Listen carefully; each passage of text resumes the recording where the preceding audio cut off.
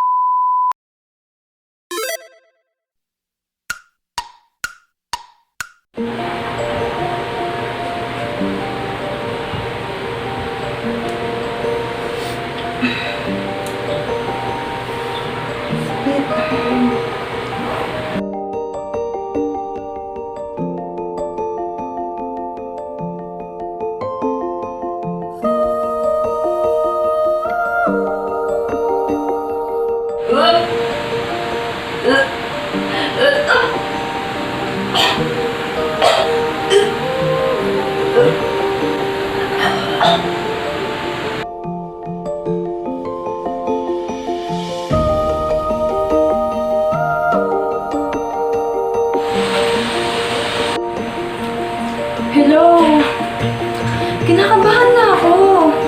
Babe, ganito kasi yun. Delay ako ngayon. Kinakabahan ako, baka kasi buntis ako. Anong gagawin natin? Kailangan natin magpa-check up. O sige, ingat ka ah. Hintayin kita. Oh, hello. Ano yan sa'yo? Baka wala lang yan. Delay ka lang siguro. Oh, sige. Pauwi na ako. Sige.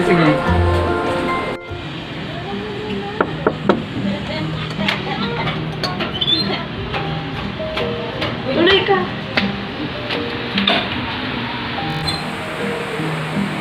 Magandang hapon, Doc. Good afternoon, Doc. Sige po, upo ka. Thank you po. Gaano ka nakatagal delay? I think nasa 2 weeks na. Ano naman nakikil mo? Lagi akong nahihilo. Tapos, kanina po maaga, Diyos ko, napakasakit ng ulo ko. Tapos, napipil ko nasusuka talaga ako. Tapos, ayaw ko yung mabaho yung kamay. Yun po. Sa mga pagkain, naiyan ka. Doc, meron po bang mga gamot sa mga nararamdaman niyo ngayon? Hindi, wala. Bawal uminom ng gamot yung buntis. May possibility kasi na buntis siya. Okay. So kung hindi pa kayo nakakapag-EP, ipapatry ko kayo ngayon mag-EP para ma-confirm na. Thank you, Doc.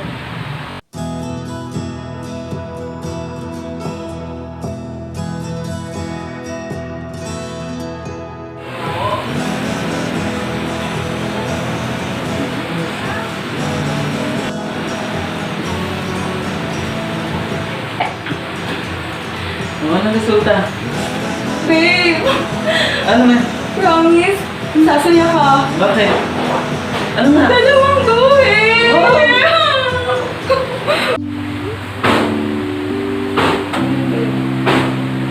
Wow! You're pregnant! Oh, congratulations, Mrs. Congratulations ulit. Dahil alam mo, buntis ka na. At first baby niya, may recommend akong video sa inyo na kung saan makikita niyo doon kung paano nga nabuo yung baby niyo at paano siya nag-develop sa loob niyo. Makikita niyo doon yung iba't ibang techniques para siya alagaan. At para maging healthy siya. Thank you, Doc. Salamat. Maraming salamat po, Doc. Thank you! Panoorin niyo yung video ah! Apo, maraming salamat po.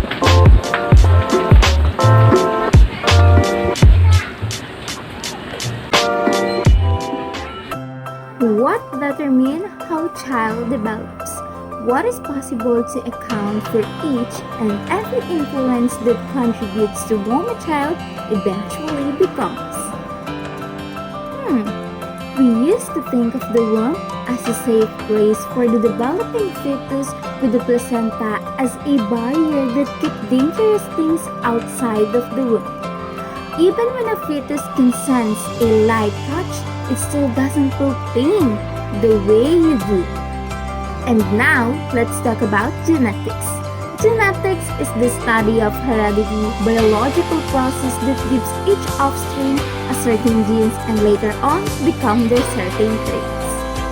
after my sperm penetrates an ovum, the sperm cell begins to disintegrate, releasing its genetic material. The nucleus of the ovum releases its own genetic material provided by the mother and father. There are 46 threads, like bodies in the zygote called chromosomes.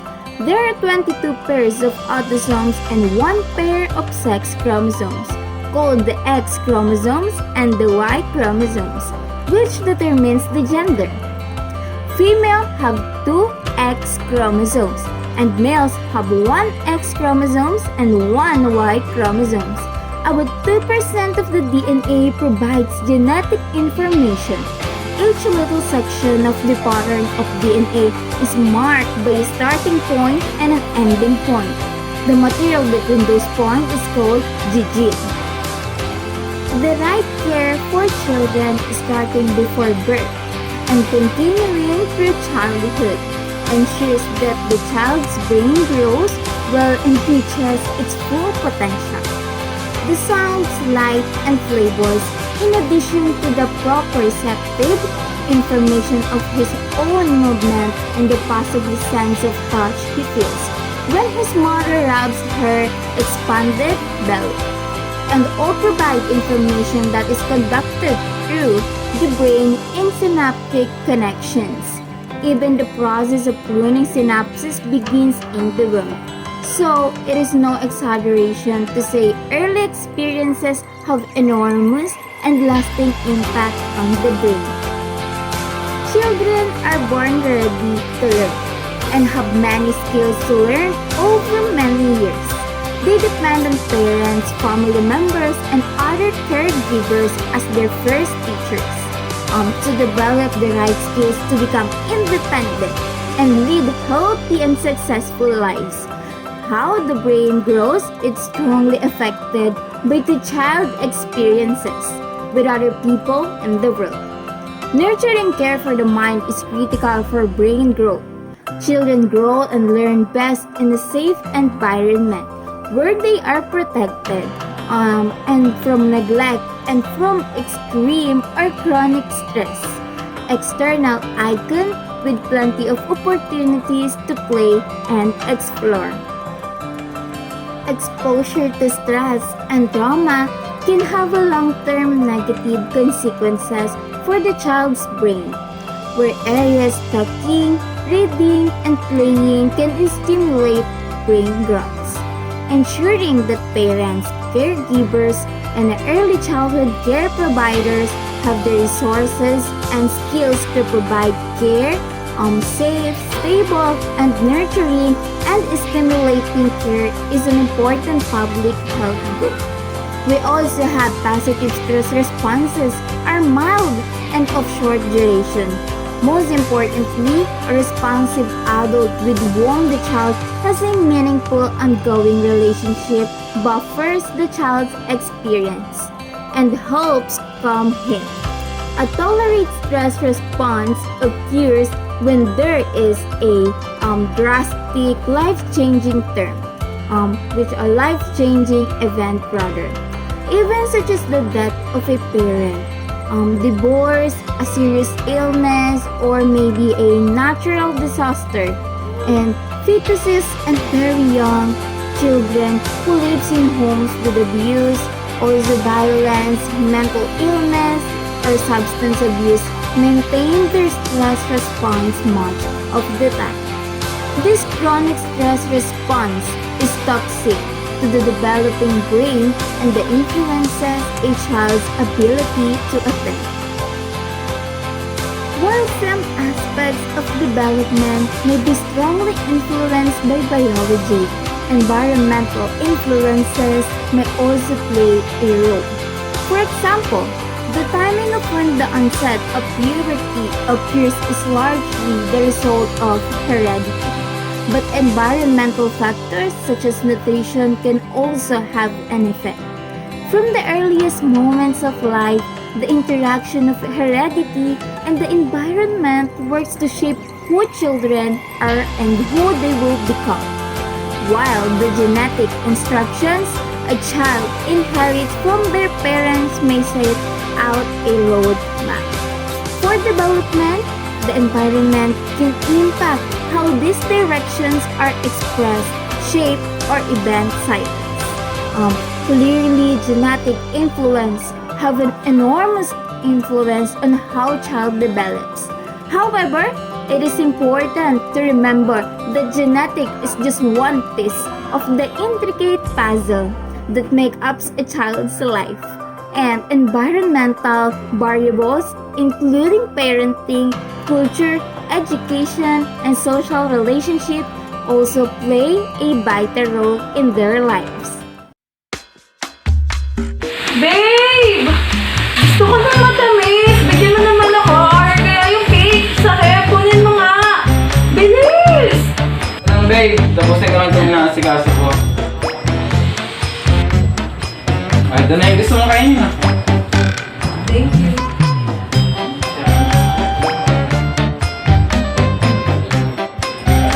Oh, ano nangyayari sa'yo?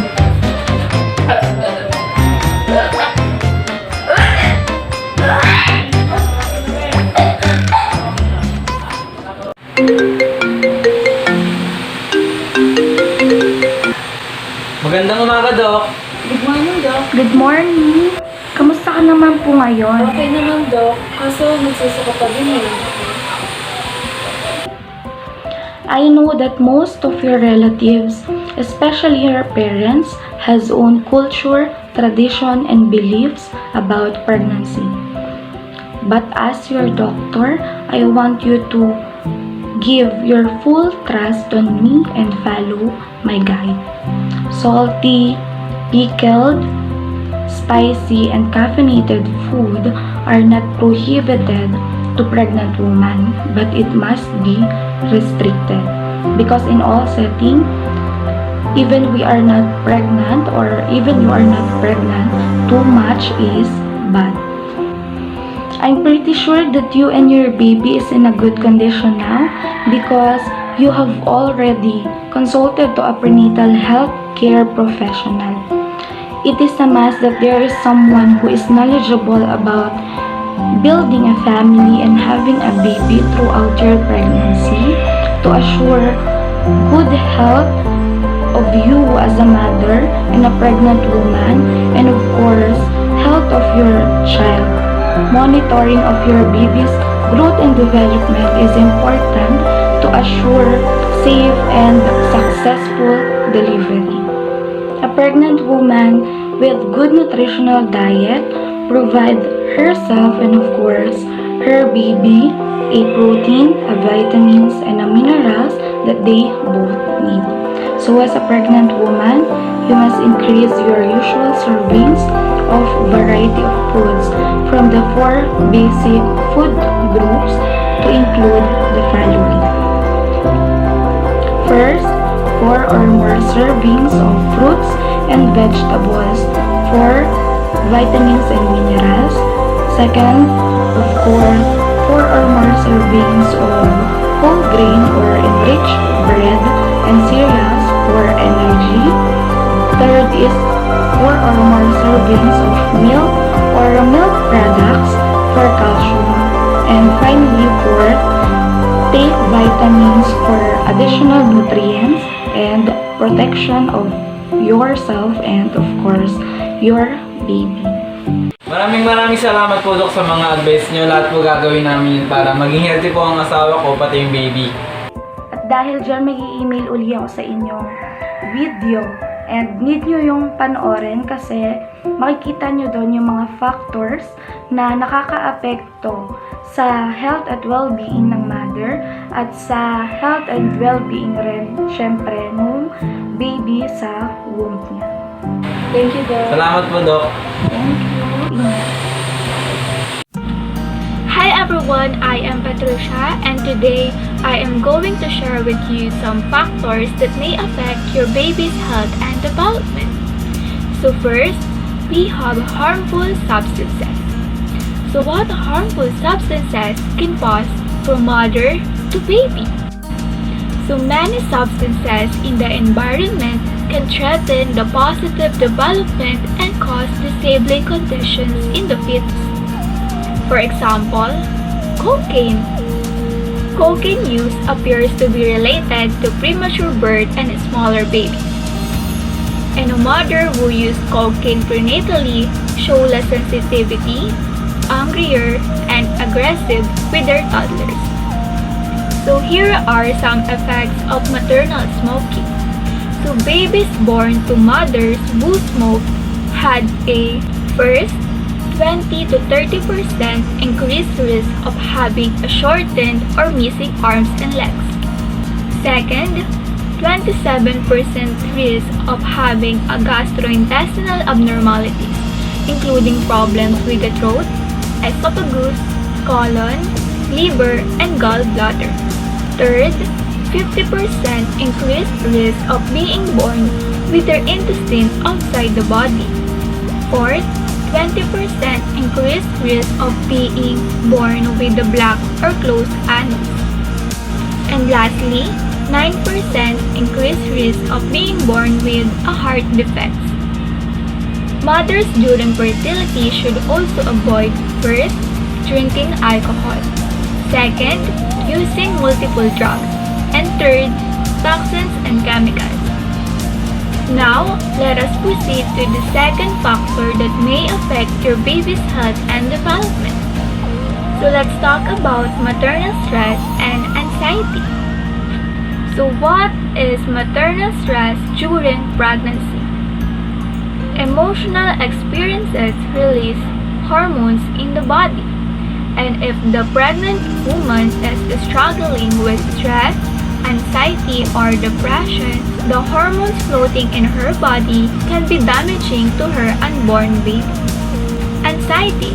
So how anxiety of the mother can affect the baby? When the mother is anxious, the baby's heart rate may increase, less blood flows to the uterus, and the result can be a baby with a decreased birth weight. Stress, is it a bad or a good? Human beings release the hormones cortisol and adrenaline in response to stress. These hormones sharpen our attention and it helps us to respond quickly in an emergency or action.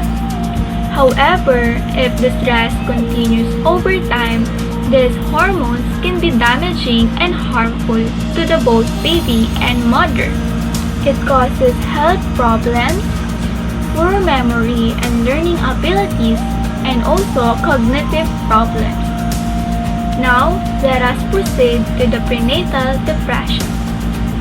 Prenatal depression may be very difficult to diagnose because the physical symptoms of pregnancy are so similar to symptoms of prenatal depression.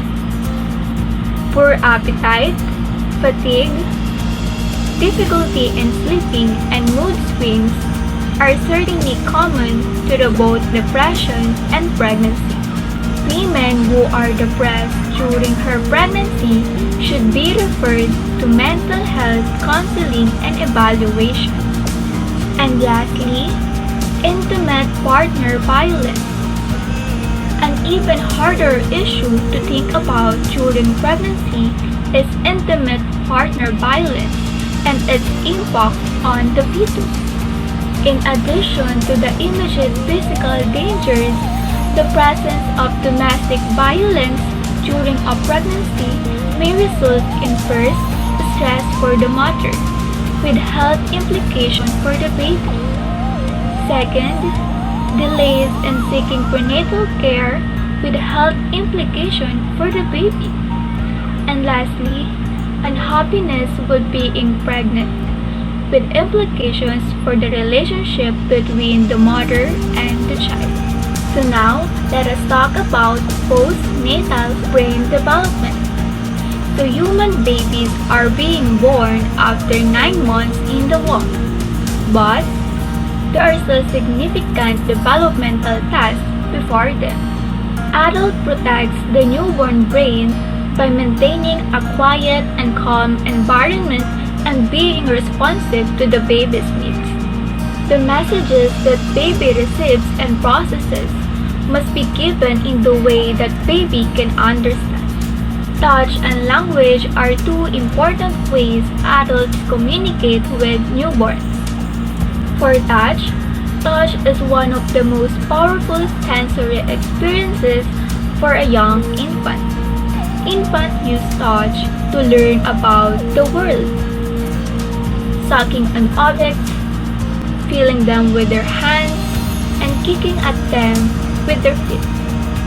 They respond with a strong price to physical discomforts such as hunger or wet diapers, and are comforted by being held close to their caregiver's body or snug swaddling.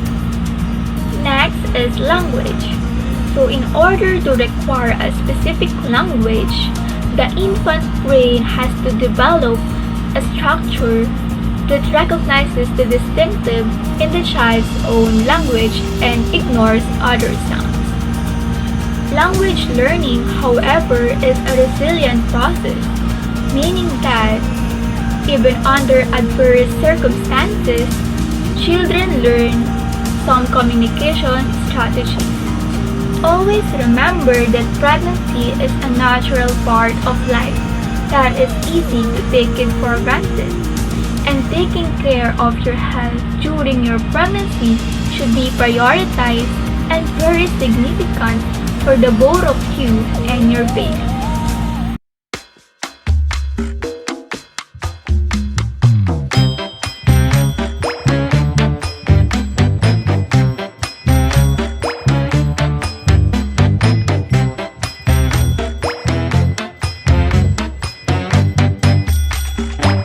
Oh, linggo pa lang ngayon. Araw ng check-up mo, maligo ka na. Alis na tayo. Maligo ka na.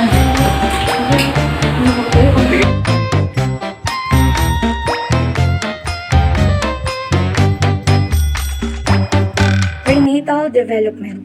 The development of the baby from conception to birth takes about 40 weeks.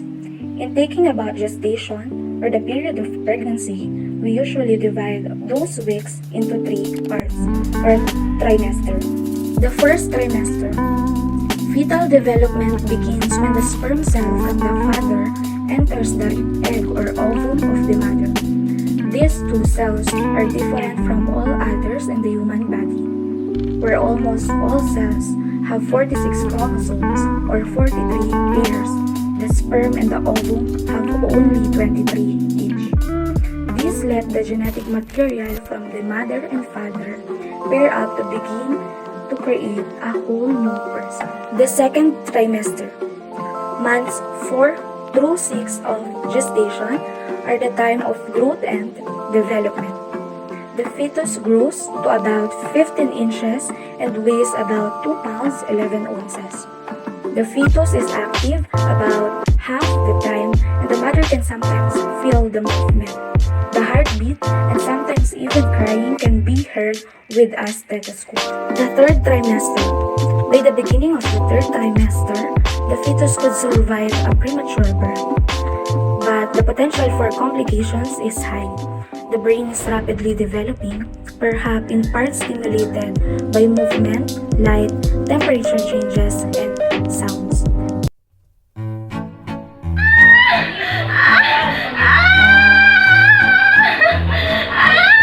Premature babies, especially those born very early, often have complicated medical problems, typically complications of prematurity birth.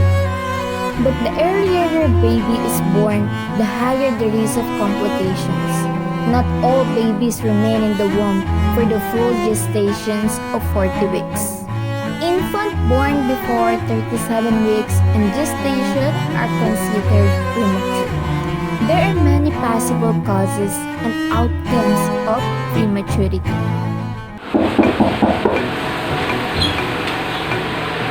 Baby's here!